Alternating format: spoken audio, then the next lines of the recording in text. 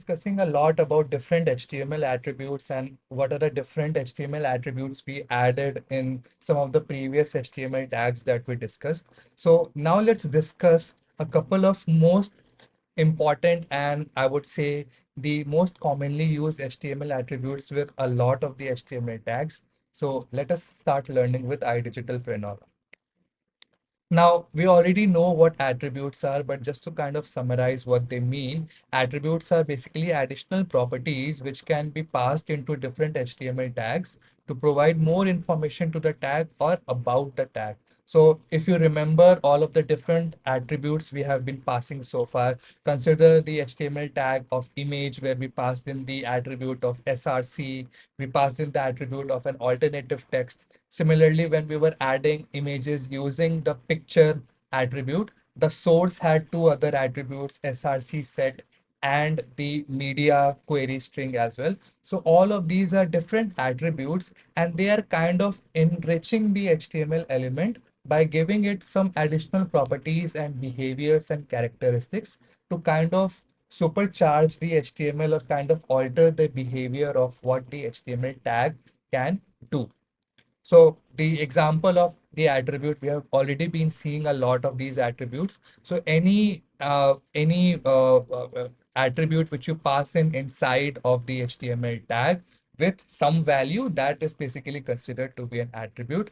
It's not an arbitrary text that you can pass in any of the HTML tag. Each of the HTML tag has a particular set of attributes associated to it, but we will be discussing the three most commonly used ones. So first of all, let's discuss about classes, what classes are. So classes are attributes which you pass into different multiple HTML elements when you want to group them together in terms of CSS stylings and also in selecting multiple elements together in JavaScript as well.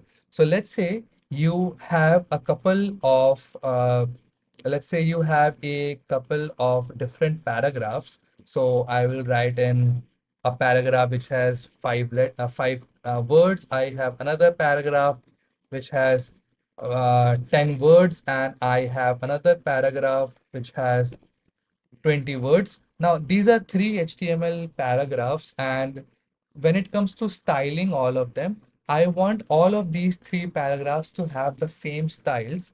Now, ideally, if I were to style it, I would manually go to each of these HTML elements and give them the same CSS styling, but that would be quite cumbersome. So a better way is to give all of these HTML elements a class and give them a common class name. So let's say I give this styled para, and the class name can be anything.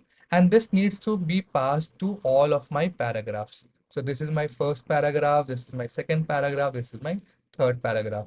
Now, in a sense, I have grouped these three paragraph tags together by the same class name styled para, and I can now use the value of this class name inside of my CSS to give them a common styling by just specifying the styling once. So classes are essentially a way to group multiple HTML elements together in terms of collectively referencing it in either HTML or CSS or JavaScript. Now, moving on to IDs, now that is precisely what IDs do. IDs are a way to uniquely identify a particular HTML element in a web page. Let's say there is a login button. So let's say I create a login button. Now, you know that the login button is exclusive in the entire web page. There is no other element which matches the same characteristic of the login button. So here I can go ahead and give it an ID, and I can give it a specific ID called login. And now I can go ahead and reference this button because there will be no other buttons or no other HTML element having the same ID. Essentially, if you have two HTML elements having the same ID, that kind of creates a conflict. Ideally, you shouldn't do that all of like all together. But when you want to uniquely target a particular HTML element or you want to reference a particular HTML element, you can use the concept of IDs to uniquely identify it. And now finally we have the data attribute.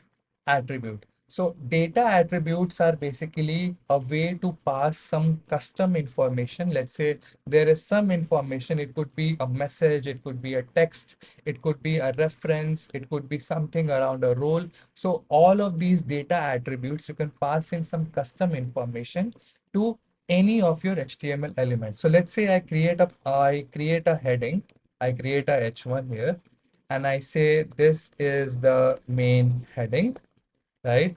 And I want to pass in some custom information inside of this H1. And I want to do it via the HTML way. I don't want to use JavaScript or I don't want to use CSS in it. So I will go ahead and type in data hyphen. And now I can name my attribute. I can give it a custom name. I can give my attribute a custom name. So I can name it data hyphen special underscore message. And now I can give it a special message that this heading is important, don't delete it. Now, using custom attributes, I have kind of created a custom attribute to be passed inside of my H1, and this can hold any information that I want. This is also helpful in referencing this particular heading based on the custom message, because you could encounter some of the issues where you want to filter out some elements based on a custom property that was passed in all of your HTML. So the best way to do that is using the data attribute. So all of these three attributes, classes, IDs, and data attributes or custom data attributes, they are used to reference HTML elements in either HTML or CSS or JavaScript. Now, to kind of summarize what we have learned in this lesson so far, that classes are used to group elements under a common name. You can consider that it is a class full of students, and every student who is in a certain standard, they are coined together, they are referred to by that class name only. And this is highly useful in selecting elements in CSS or JavaScript when you want to kind of capture or select multiple elements at once. Classes are highly useful.